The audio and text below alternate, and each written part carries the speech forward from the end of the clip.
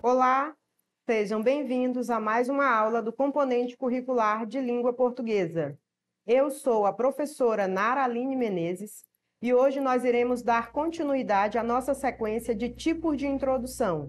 Nós assistimos na primeira aula de introdução, introdução por alusão histórica, depois introdução por questionamento e hoje nós iremos conhecer a introdução por dados estatísticos. Vamos à nossa aula?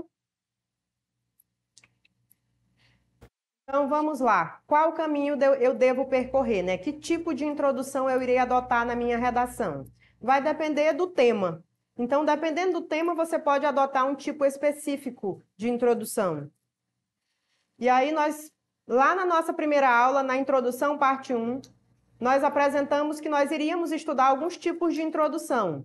A primeira seria a introdução por alusão histórica, a segunda por questionamento, a terceira por citações, a quarta a partir de dados estatísticos, que é justamente a introdução que nós iremos estudar hoje.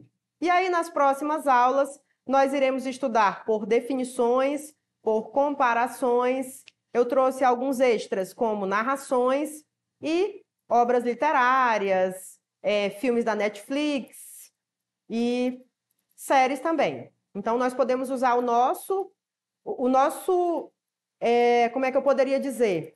Eu poderia usar aquilo que eu já sei, aquilo que eu vejo, que eu assisto, que eu vivencio para contextualizar na minha introdução, ok? E aí, nas aulas históricas, nas aulas anteriores, só para nós relembrarmos o que é uma alusão histórica. O que seria, professora, uma introdução por alusão histórica? Quem não assistiu às aulas anteriores, por gentileza, assista. A introdução por alusão histórica é a associação de determinados acontecimentos do passado que façam relação com o tema. Então, a alusão histórica já traz a ideia de história, né? Então, eu trago um fato que aconteceu no passado, um acontecimento da história do passado, e aí eu faço uma relação direta com o nosso tema.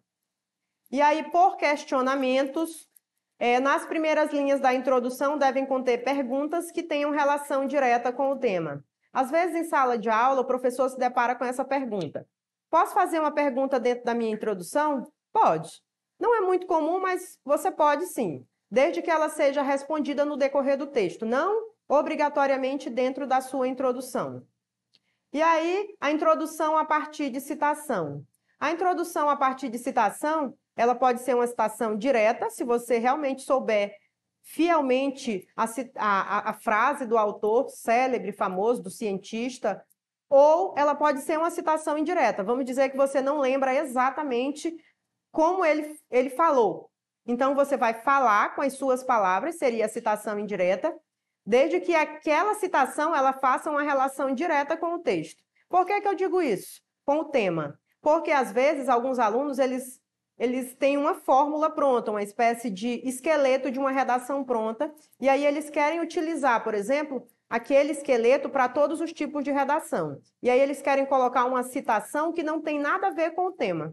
E aí é muito perigoso. Por quê? Porque se não existe uma relação, como é que você contextualiza? Tá? Vamos dar continuidade. E aí nós já começamos praticando, porque eu acredito que a prática é quem aperfeiçoa. Se você conseguir visualizar dentro do texto, eu acredito que fique bem mais fácil. E aí nós trouxemos aqui o que seria uma introdução a partir de dados estatísticos. É a introdução a partir de exemplos. Geralmente, o ponto de partida é a referência de dados estatísticos. Fique atento em oferecer informações comprovadas depois de fazer afirmações sobre o tema. Assim, seu posicionamento e a sua argumentação ficam fortalecidos. E aí eu digo para você, eu posso inventar um dado estatístico? Claro que não, né? Porque todos os dados que forem utilizados dentro da sua redação, eles serão pesquisados pelo professor. Então, assim, geralmente os textos motivadores, eles trazem infográficos com dados estatísticos. Professora, eu não estou copiando lá do texto, não? Claro que não. Você está usando uma informação de um texto motivador como um dado estatístico para contextualizar e comprovar a sua tese dentro do texto. Diferentemente de você pegar um fragmento do texto motivador e copiar dentro do texto. Fazer uma citação de um dado estatístico é diferente de você copiar o texto, ok? Aí observe aí que geralmente vem algum gráfico, alguma coisa fazendo referência a algum número relacionado ao tema. E aí você pode usar esse número sempre fazendo referência de onde essa informação foi tirada. Você simplesmente não pode brotar com a informação dentro do texto sem colocar lá dentro do seu texto a referência. De acordo com o IBGE, que é o Instituto Brasileiro de Geografia e Estatística, e aí sim você cita o dado, ok? E aí eu trouxe um exemplo de uma introdução para que nós possamos identificar dentro dessa introdução o que seria uma introdução por dados estatísticos. E aí o tema dessa introdução era o problema da obesidade entre os brasileiros. Observe que desde a primeira aula sobre introdução, nós estamos trabalhando esse tema em todas as aulas, para que vocês percebam que esse tema ele pode ser trabalhado, por exemplo, em vários tipos de temas, em vários tipos de introduções, e eu posso utilizar também outros tipos de tema para vocês observarem que os dados estatísticos, eles cabem em vários modelos de introdução. Então, vamos à leitura do texto. Esse texto, por exemplo, ele não tem um título, né, como ficou claro, e ele começa direto na introdução. De acordo com a ONU, e aí eu já situei aqui, eu tirei essa informação de onde? Lá da ONU. O que é a ONU? Organização das Nações Unidas. 23% da população da América Latina está obesa. Entre esses números estão os brasileiros, visto que os números da obesidade no país só crescem. Assim, é importante discutir as causas deste problema, que estão principalmente na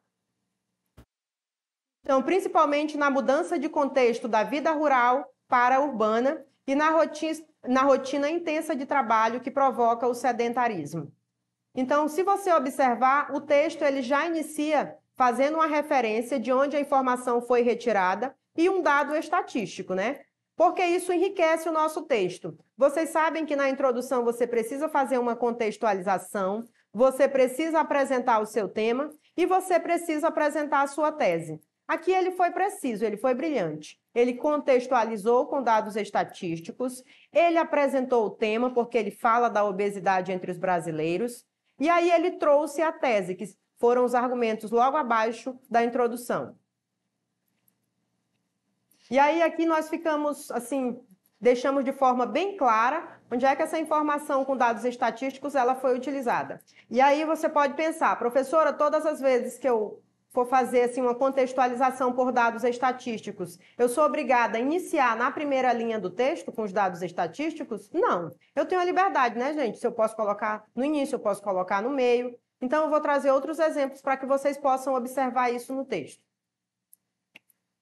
E aí eu trouxe uma outra introdução, e aí essa já é um pouco diferente da primeira, porque ela já não inicia com os dados estatísticos. Os dados estão no meio da introdução. E o tema ele é diferenciado também. O tema é a persistência da violência contra a mulher na sociedade brasileira. Essa é uma redação que alcançou os 1000 pontos, ela é da Amanda Carvalho Maia Castro. E aí, então, vamos à leitura desse texto, para que vocês consigam identificar dentro desse texto os dados estatísticos. Então, ele inicia aqui, no caso, com o tema, né? Observe que ele diz assim, a violência contra a mulher no Brasil, aí ele já situou aqui o assunto, tem apresentado aumentos significativos nas últimas décadas. Aí ele aprofundou e trouxe o tema. Então, persistiu a violência nas últimas décadas. Ele inicia com o assunto de forma geral, que é a violência contra a mulher, e aí ele vai delimitando para o tema, que apresenta aumentos significativos nas últimas décadas. Quer dizer o quê? Que ela está persistindo. Ao invés de estar diminuindo, ela está aumentando, né? Nas últimas décadas, era para que a sociedade tivesse consciente e a violência fosse diminuindo gradativamente. E o que é que tem acontecido? Justamente o inverso. Está aumentando. De acordo com o mapa da violência de 2012, o número de mortes por essa causa aumentou em 230% no período de 1980 a 2010. Além da física, ele está falando da violência física, só que ele não quis repetir a palavra violência para não se tornar repetitivo. O balanço de 2014 relatou cerca de 48% de outros tipos de violência contra a mulher. Dentre esses, a psicológica. Observe que ele não repete a palavra violência, porque ele cita lá na primeira linha. Dentre esses, a psicológica. Nesse âmbito, pode-se analisar que essa problemática persiste por ter raízes históricas e ideológicas. Observe aí que ele contextualiza com dados que foram apresentados nos textos motivadores, ele traz a temática e aí ele apresenta a tese. Continua a violência? Continua. E aí qual é o problema? Por que essa violência continua? O que está acontecendo no Brasil? Por que não está diminuindo os números? E aí tem aqui, nesse âmbito, pode-se analisar que essa problemática, eu já sei que é um problema, ela persiste por raízes históricas e ideológicas. Então, eu trouxe dois problemas. Lembrando lá da nossa tese que existem dois tipos de tese, que é aquele tipo de tese analítica, quando eu trago dois argumentos, e aquele tipo de tese por causa e consequência. Ele trouxe a tese analítica novamente. Ele trouxe dois probleminhas, ele trouxe dois argumentos, quando ele diz assim, que são raízes históricas e ideológicas. Então, vamos observar onde é que estão os dados estatísticos dentro do texto. Está aí, gente, bem no meio da introdução. Observe que na introdução passada, ele iniciava o texto. Então, assim, não importa se ele venha lá no início, se ele está lá no meio ou se ele está no final. O importante é que esteja dentro da introdução. Você precisa contextualizar. E aí eu trouxe mais um tema, porque nós precisamos praticar, porque é justamente a prática quem vai aperfeiçoar. E aí eu trouxe um tema que ele está sendo muito trabalhado ultimamente, ele está sendo muito discutido pela sociedade, e o tema é Desafio para a Formação Educacional de Surdos no Brasil. Essa é uma redação que alcançou 1000 pontos, é da Maria Fernanda Gurgel, do Ceará. Então, vamos lá. Segundo o Instituto Brasileiro de Geografia e Estatística, há 45 milhões de indivíduos portadores de alguma deficiência no país. Só lembrando que aqui a Maria Fernanda, ela iniciou com o assunto, né? Ela está falando de indivíduos portadores com algum tipo de deficiência. Só que nós estamos falando lá no nosso tema do desafio para a formação educacional do surdo no Brasil. Então, ela precisa delimitar esse tema, porque o assunto está muito amplo. Apesar do amplo contingente populacional e dos avanços nos direitos dessa camada da sociedade, esses brasileiros não dispõem de uma inclusão educacional plena. E aí ela já introduz aí a parte lá do tema que fala sobre a educação. Observe que ela fala de inclusão educacional. Só que até agora ela está falando de todos os portadores de deficiência. E aí, nesse momento, ela diz, sobretudo, os surdos. É exatamente nesse momento que ela delimita o tema. Ela começa falando de um assunto, de um modo geral, e aí ela vai e delimita o tema.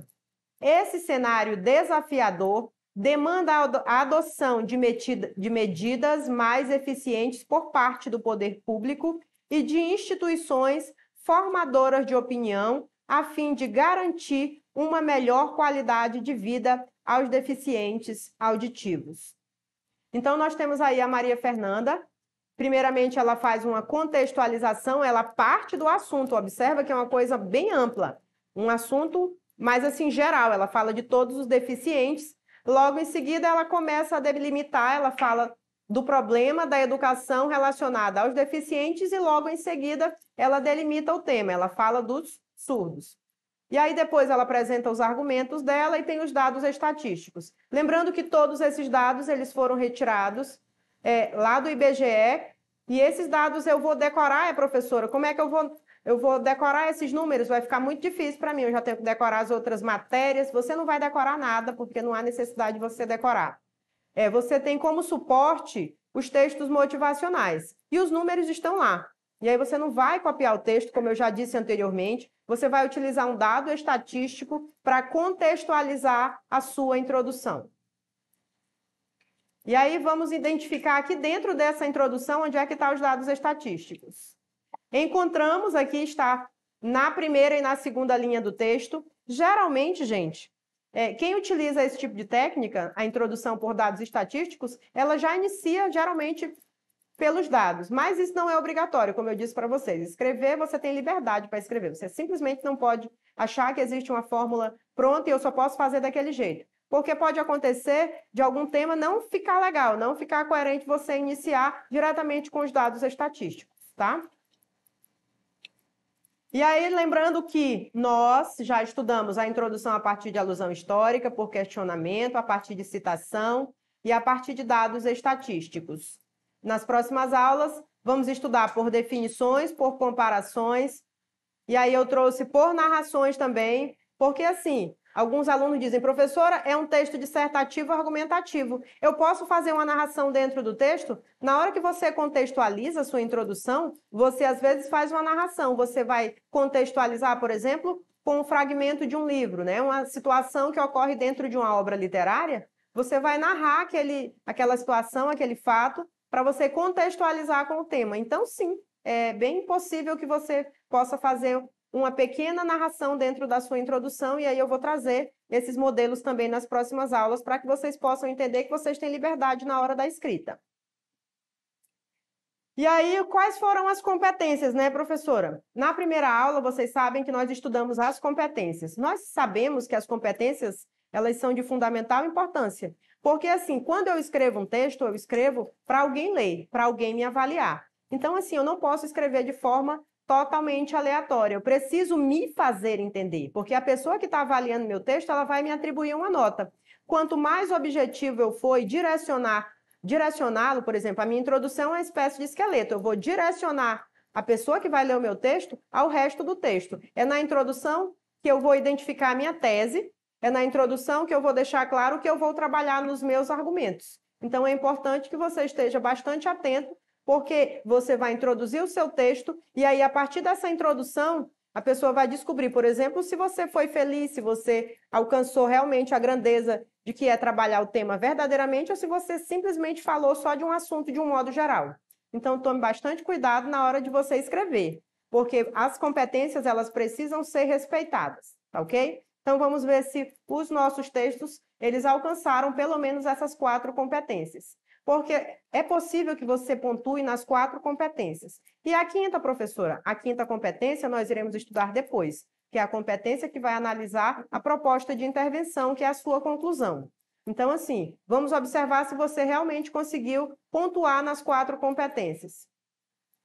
O domínio da modalidade escrita formal da língua portuguesa foi alcançado? Sim. A gramática está perfeita, concordância, regência, letra maiúscula no lugar de letra maiúscula, minúscula no lugar de letra minúscula. Por exemplo, quando ela cita Instituto Brasileiro de Geografia e Estatística, ela utilizou lá as letras maiúsculas, isso é importantíssimo. Logo em seguida, se ela quisesse colocar, por exemplo, a sigla, para no decorrer do texto ela não escrever mais Instituto Brasileiro de Geografia e Estatística, ela poderia, porque ao invés de ela repetir, ela citaria somente a sigla. Segunda, compreender a proposta de redação e aplicar conceitos de várias áreas do conhecimento para desenvolver o tema dentro dos limites estruturais do texto dissertativo argumentativo em prosa. Não fez um texto em verso estrofe, escreveu em parágrafos. Ele conseguiu alcançar a grandeza do tema, ele iniciou pelo assunto, porém ele foi delimitando e fechou no tema. Então, assim, ele conseguiu pontuar também na segunda competência, foi muito feliz. E aí a terceira, selecionar, relacionar, organizar e interpretar informações, olha, fatos, opiniões e argumentos em defesa do seu ponto de vista. Observe que eles retiraram de dentro dos textos motivadores os dados estatísticos e conseguiram contextualizar com a sua tese. Então, assim, eles conseguiram, sim, selecionar, relacionar e organizar o texto de modo que ele ficasse coeso, que nós possamos entender perfeitamente. E, por último, e não menos importante, demonstrar conhecimento dos mecanismos linguísticos necessários para a construção da argumentação. Os mecanismos linguísticos nós já sabemos, que são as conjunções, as preposições, porque elas precisam fazer a ligação entre as frases dentro do seu texto, que são as ideias. Então, essas conjunções, elas são de fundamental importância para que o texto ele tenha uma coesão, uma coerência. Caso contrário, seriam frases soltas. E essa foi mais uma aula do componente curricular de língua portuguesa. Na próxima aula, nós daremos continuidade à nossa introdução na parte 4. E até a nossa próxima aula. Acessem a plataforma, tá? E até a próxima aula.